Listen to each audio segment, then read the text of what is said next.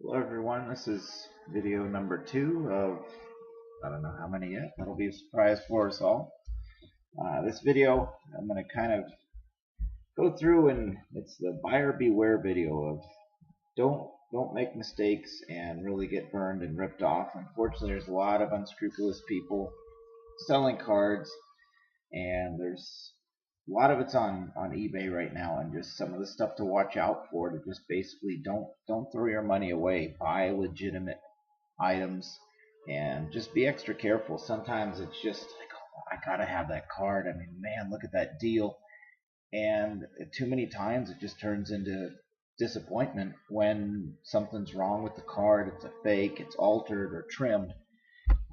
One of the biggest things it's just crazy all over eBay is Christmas racks. I know definitely there's one legitimate dealer on eBay of these things whose relative got these way back 30, 40 years ago, and they are the legit Christmas racks. I'd say 90-95% of the stuff on eBay is somebody who just repackaged these. I mean, they're pretty dark. It would be easy to do. Repackage these, basically just took their excess cards, put them in what they call Christmas racks, and are trying to sell them and rip people off, because you're not going to get anything good in the middle. So the reputable dealer is christmasracks@yahoo.com. His is the stuff that's one. I mean, there may be a couple more, but that's the one consistently that I've bought from, where you're getting legitimate items, not things that people have faked. The biggest thing to know is it's either newer than 62 or newer than 64. I forgot what the cutoff is. Everything after that, I believe it's 62. They made these from 52 to 62, the legit company. This is a 62 here.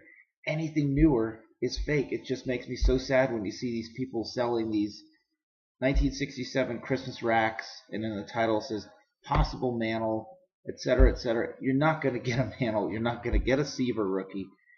You're going to get commons, and even if they're nice, nice commons, you can go buy yourself a lot of 40, 50 high grade commons. That's going to be probably cheaper, or about the same price of getting 12 unknowns of what you don't know what you're getting in one of these Christmas racks. I believe this one, after I found out there's so many fakes, I started putting little notes or stickies on mine, sticky notes of where I got each of them, so I knew. I think this is one from christmasracks@yahoo.com, but I'm not 100% sure, because I think this is one of his earlier ones when he would sell these, and he didn't put his own labeling and stuff on the header card.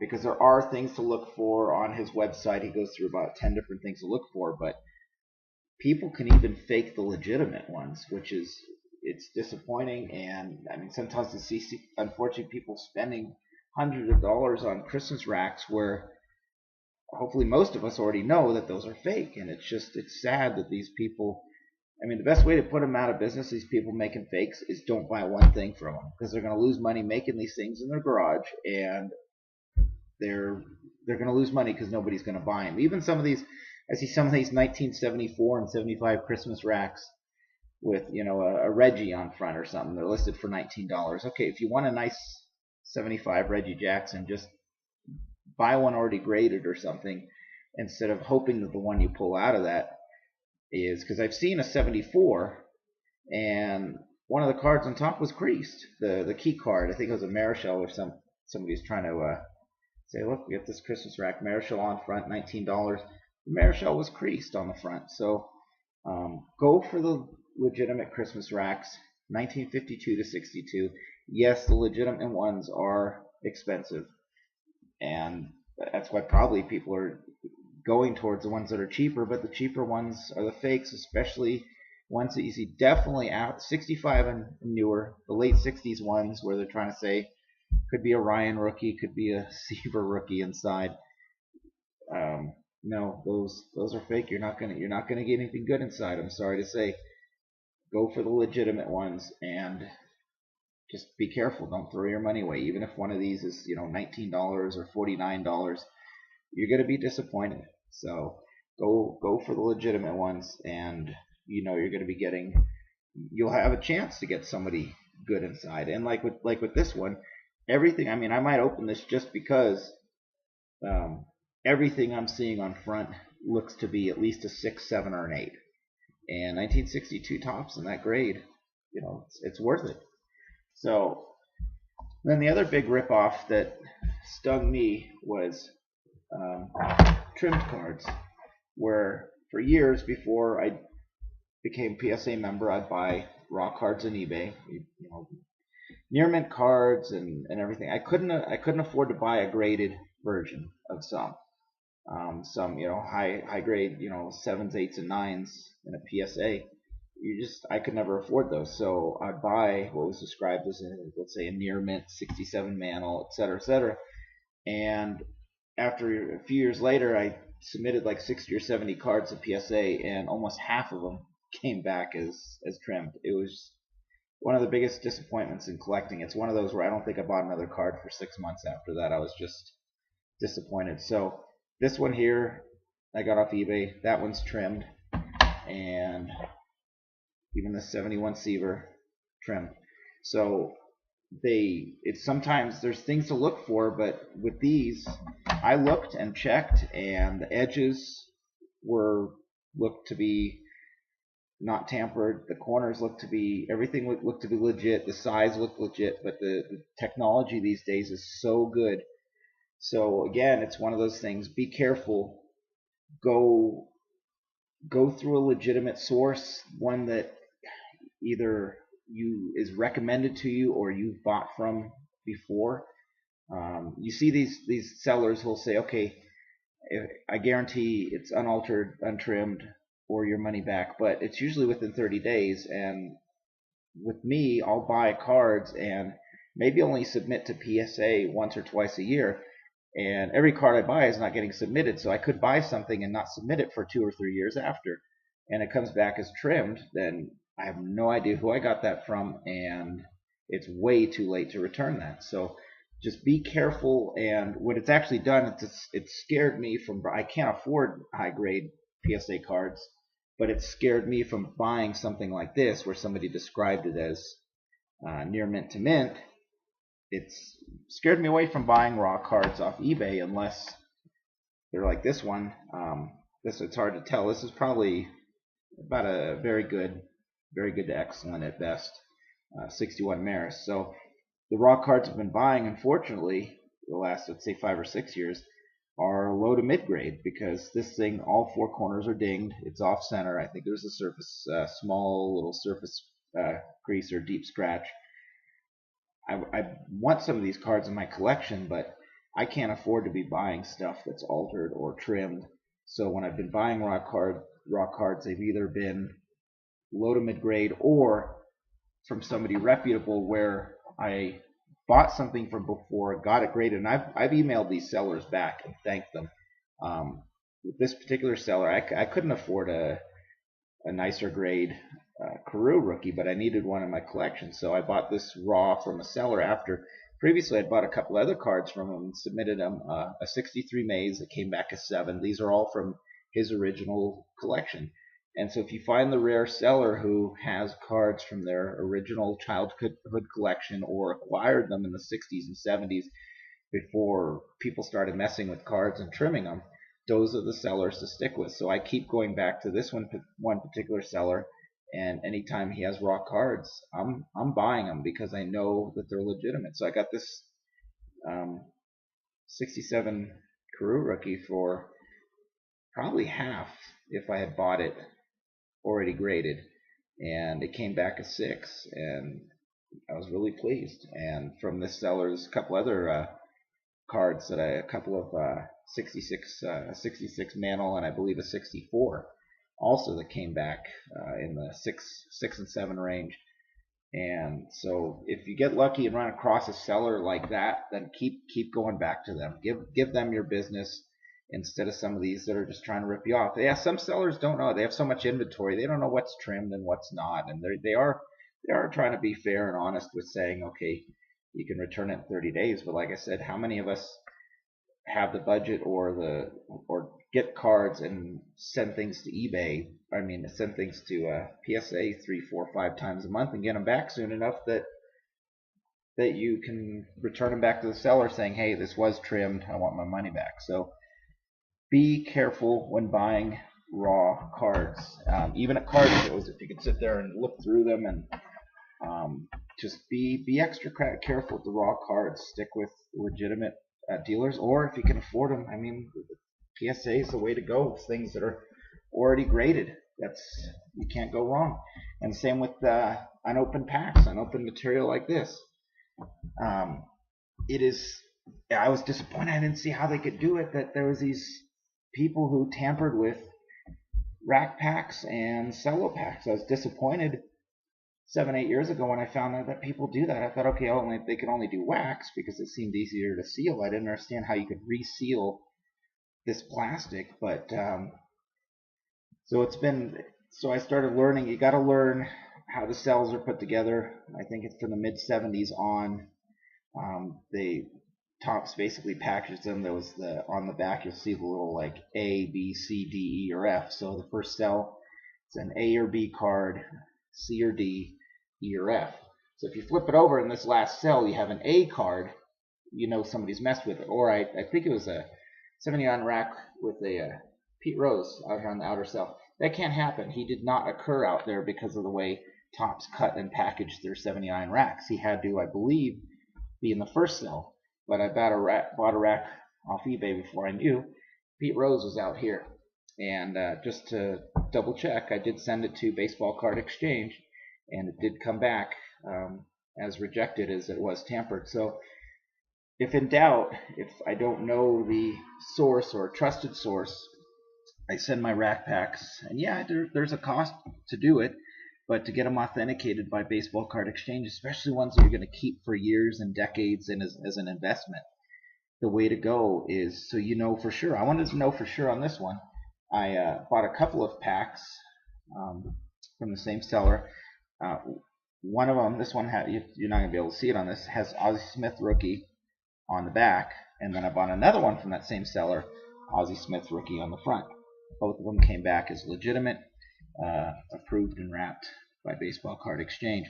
So again, be careful with unopened material, with unopened rack packs and things. Either there are a lot of people selling ones that are already authenticated by Baseball Card Exchange on eBay. So either buy those, or again, go with a reputable dealer, or get them authenticated so that you know what you have. And then if you bought from someone and it comes back as no good, maybe change sellers, buy from someplace else where you know you're getting legitimate material from reputable sources like Baseball Card Exchange, or just ones that you know that it's part of their long-time collection and now they're parting with it. You know, some of those are few and far between, but it's worth finding sellers where you're buying kind of their original collection or long-time collection, because it's been sitting, you know, in a garage or wherever somewhere, and they didn't mess with it. They're just selling it now because they're moving on from collecting or need the money or whatever. So be careful with unopened stuff. And then one thing too, I'm kind of kicking myself from the other thing to watch out for is our good old a couple of videos on eBay on these guys, or on YouTube on these guys, Universal Sports Treasures. So you see a ton of their stuff at Walmart and Target, and so many other stuff. You know, it's chance to get a vintage wax pack or something, but the number of boxes that are just new junk is it's crazy. And then on eBay, there's a couple of people who have videos on there where they open the box and the pack is so obviously tampered with that just completely not worth it. So I saw some videos on YouTube, people opening these, and also some feedback of people that have actually pulled. This is a different one. This is the vintage card one. Everything's 83 or older Topps cards in these, but it's the same company that makes that fraudulent garbage. But I foolishly bought 3 of these. I opened one. You see people on eBay pull, like there's one guy pulled a 60 Mantle. Another guy who has a lot of videos on there pulled like a 67 Frank Robinson. And I've read reports online. Somebody did pull a 52 Mantle. Somebody pulled a Clemente rookie, Koufax rookie, and I think a Ryan rookie. But so they've made 25,000 of these though. So that your odds are so slim that I didn't realize until after I got this. The odds of pulling any 1952 Topps card is 1 in 645 packs.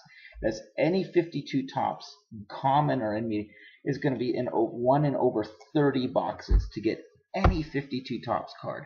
So you're paying 80, 100, 120 a piece for these boxes, and you're going to get mostly cards that you could just have gone on eBay. Even the one guy pulled a 67 Frank Robinson. You can go get a nice PSA 5, 6, or 7 Frank Robinson on eBay for a third to half of the price of one of these boxes, if that's a card that you're looking for. So I did like them at first when you know everything you're getting is a vintage card, but then after a few packs I was going, well, wait a minute, it's kind of the same pattern.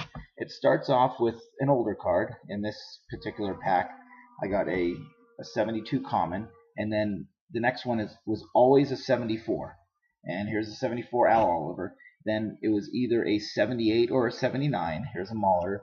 Then an 82, and then either I believe a 75, 76, or 77 card was next, and then an 82 or 83, and then an 80 or 81.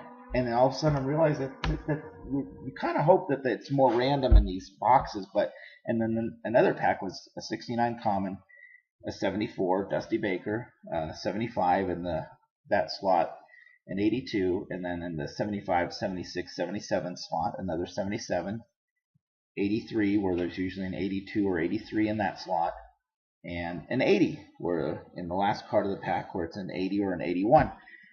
So in the whole box, I mean, honestly, most of these cards I already have 10 of each of these. Just, you have an 81 home run leaders. You have, anything good. I already had all the older ones were commons. 81 Seaver, I have stacks of those. 83 Henderson. So it's just one of those things. Yeah, you could get lucky, and one in, I don't know how many, I guess maybe 1 in 15 to 20 boxes has a decent vintage star, but what are your odds? It's just, so 74, 73, a 78 Foster. So the best cards I got on this were probably a 77 home run leaders and a 77 Willie Stargell. That was it. So here's an 82 Fisk, common, 73 common, 80 common. Get this back up here. 79 common, 76 common, 74 common, a 79 bench, which the one thing, these are decent coming out of the pack, but this bench is at best a 6. It's off-centered, a couple of corners are dinged. A 72 common, 79 common, 83 Rice. You could put this on eBay for a dime. Nobody's going to buy it. 77 common, 76, 74, 82 Murray. Another one that's, it's a Hall of Famer, but, most collectors have like 10 of each of these. 81 Carlton. So, in the common, 81 Reigns, or Dawson. Common, 82 Dawson. Common. And so here's the 77 Stargell, which, this might be a 5. Way off center. So it's just another one of those, from my experience, just be careful with this stuff. And this company just, maybe this is their best product they've put out. Because like I said, you're not getting new junk from late 80s, early 90s. But, you are getting 147 vintage cards. But you're probably going to get 147 cards that you could have gone on eBay and bought them all for 30 or 40 bucks. Even if you get a couple of stars from the late 60s into the 70s, if you don't get a key rookie, and like I said, with 25,000 of these boxes made, there could be one of those like high value rookies or high value cards, like one in every several hundred boxes. So if you're going to buy a couple of boxes, odds are you're going to get exactly what I got. You're going to all of a sudden go, wait a minute, why the heck is every second card in my pack a 74? And it was funny, I was opening them with my brother, and every 74 that I got in like 4 or 5 consecutive packs was a Brave from 74 who had whatever they set the record for, either 4 players with, I think it was 4 players with 40 homers. I'm like, oh, hey, hopefully I get the Aaron in the next pack. I never got the Aaron. I got the Dusty Baker. I got the Darrell Evans. I got whoever else. But so that was just, I don't know, it was kind of funny. But so just be careful. Be careful with the Christmas racks. I would avoid those like the plague, honestly, unless you buy them from Christmas racks at yahoo.com. No, I'm not a paid endorser. I'm just trying to save you some money. And raw cards, gosh, just be careful. Get PSA graded cards, or like what unfortunately I've got. I mean, yeah, it's just I would love to have a nicer Maris than probably this is going to get a 3, but it's not worth the risk. I don't have the funds to do that. And unopened stuff, again, be careful.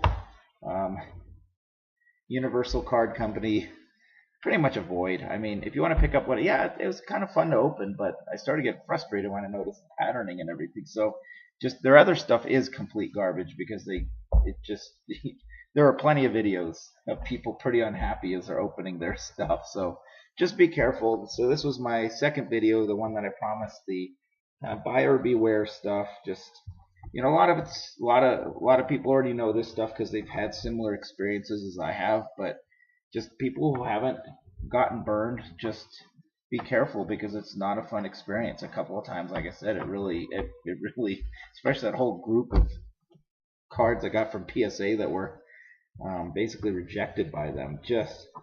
It almost kicked me out of the hobby. It was really disappointing. It's something you do for fun, and you put a lot of trust in people when you buy, and it was one of the bigger disappointments in collecting. And so just be careful, and I will be putting up a video again soon. If I don't get my graded cards back from PSA soon, I'm going to probably do another pack opening of one of the ones that I showed in the first video. Thank you, and have a good night.